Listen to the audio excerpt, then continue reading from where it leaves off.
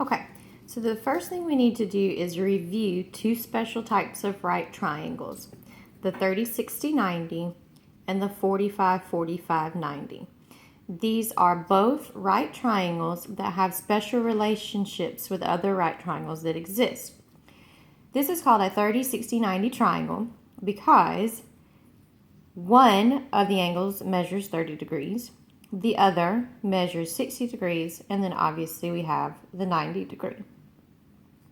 This is called a 45, 45, 90 because this angle and this angle both measure 45 degrees, and then this also is a 90 degree angle, hence it's a right triangle.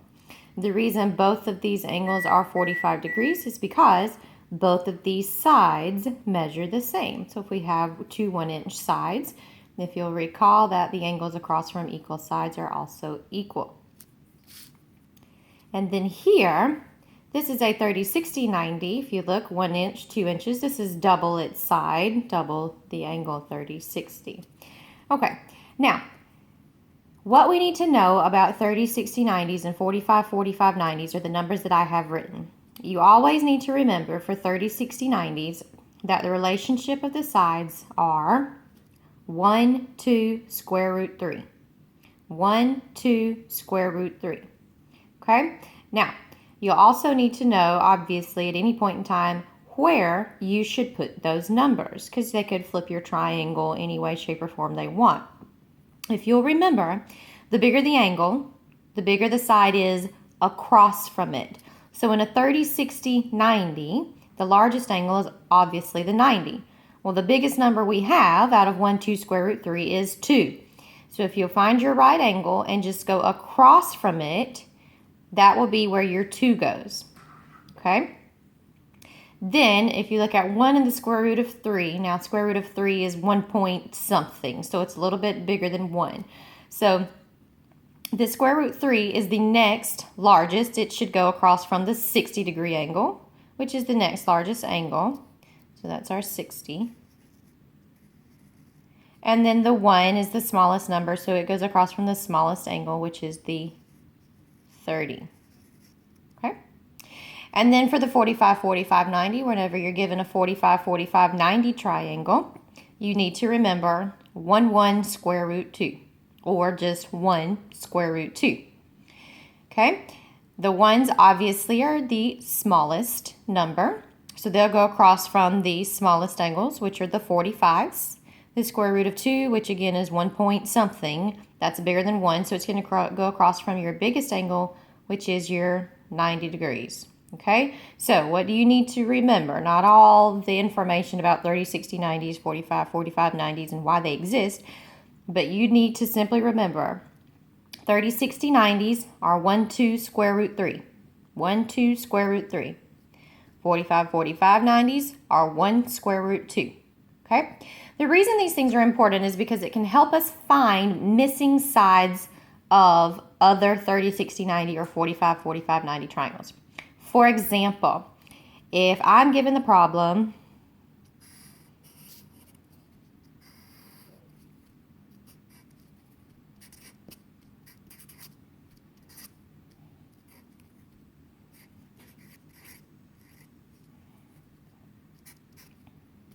triangle ABC is a right triangle with a 30 degree angle at B, find the measure of X.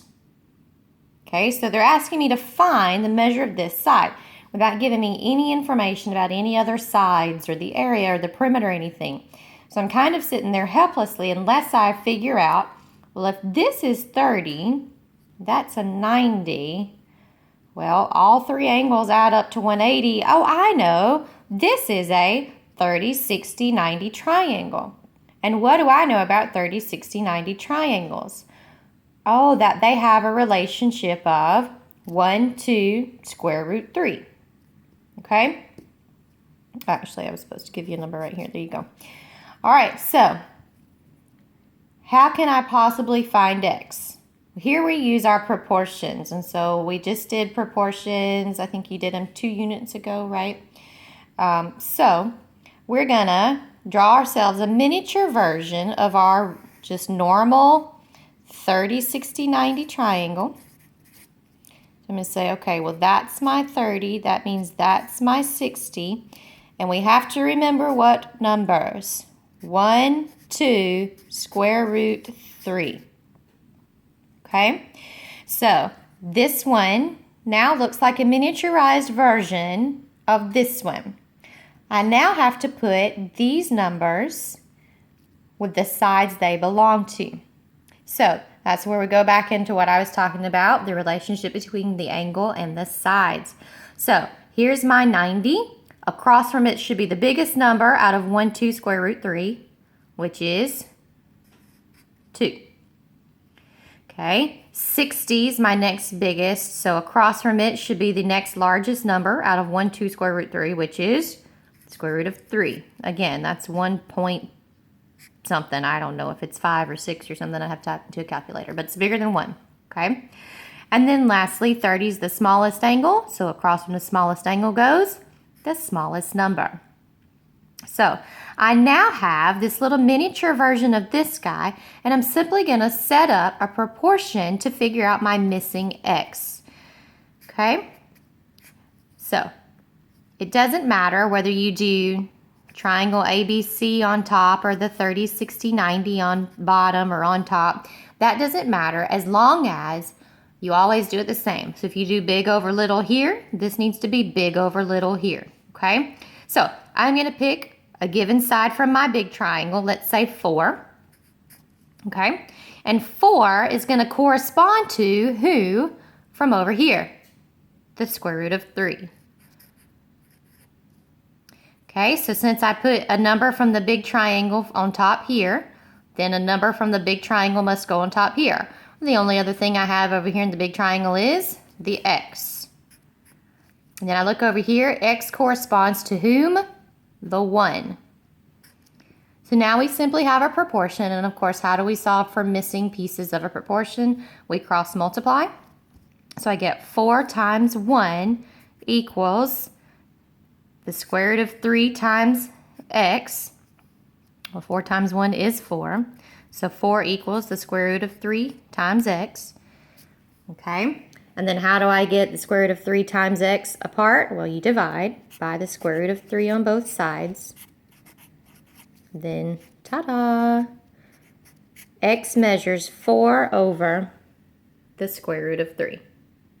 Okay? So, again, this is just a review, a recap of 30, 60, 90 triangles and 45, 45, 90 triangles, and the fact that we can use 1, 2 square root 3 and 1 square root 2 in order to find missing sides of other 30, 60, 90 or 45, 45, 90 triangles.